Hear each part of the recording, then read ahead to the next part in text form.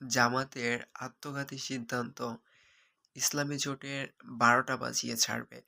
দেখেন কিছু বাস্তব কথা বলি, আপনি জামাত সাপোর্ট করতে পারেন, যাই করতে পারেন কোনো সমস্যা নেই। কথাগুলো মন দিয়ে শুনবেন। জামাতের আত্মঘাতী সিদ্ধান্তটা কি? জামাতের আত্মঘাতী সিদ্ধান্তটা হলো শেষ মুহূর্তে এসে এনসিপি রে এবং এলডিপি যেটা হচ্ছে কর্নেল অলির দল, এনসিপি রে দলে নেওয়াটা হচ্ছে তাদের আত্মঘাতী সিদ্ধান্ত। প্রথম বিষয় হচ্ছে এনসিপির নেতারা হচ্ছে তরুণ। আচ্ছা, এটার আগে সবচেয়ে গুরুত্বপূর্ণ বিষয় হচ্ছে জামাত তাদের প্রার্থী দিয়েছে প্রায় অনেক দিন আগে, ৬-৭ মাস আগে কিংবা প্রায় ১ বছর আগেই হবে হয়তো।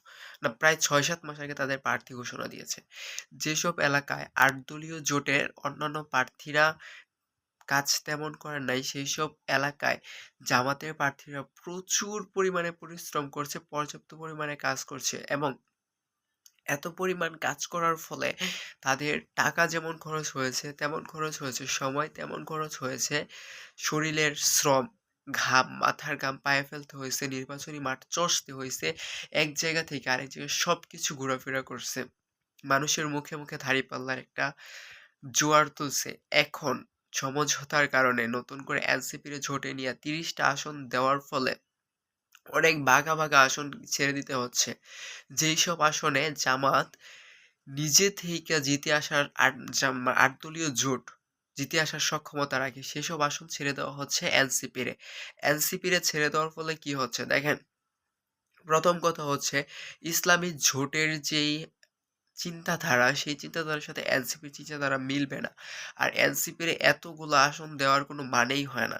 আমি নিজে ব্যক্তিগতভাবে এনসিপির মানে এই জোটের যে একটা সাপোর্টার ছিলাম, সেই সাপোর্ট থেকে এখন সইরা গেলাম। কারণ এমন সব এনসিপির রামছাগলরে আসন ছাইড়া দিছে, যে রামছাগলগুলো সংসদে গেলে সংসদটারে চিড়িয়াখানায় পরিবর্তন করব। দেখেন আমার ভাই হাসনাত আব্দুল্লাহ, নাহিদ ইসলাম, তারপর হচ্ছে আক্তার হোসেন, আসিফ মাহমুদ সজীব ভুঁইয়া, তারপর হচ্ছে সার্জিস, তারপর হচ্ছে ডাক্তার মাহমুদা মিতু, সামান্তা শারমিন, এরা সংসদে যাক, এদেরকে সংসদে প্রয়োজন। কিন্তু যেসব রাম ছাগল কিছু ছেঁচড়া আছে, এরা কি পরিমাণ ছেঁচড়া আপনারা ভাই কল্পনা করতে পারবেন না। তো সেই কথা আর না বলি। তো মূল বিষয়টা যেটা হচ্ছে আত্মঘাতী সিদ্ধান্তটা হইলো কি জানেন?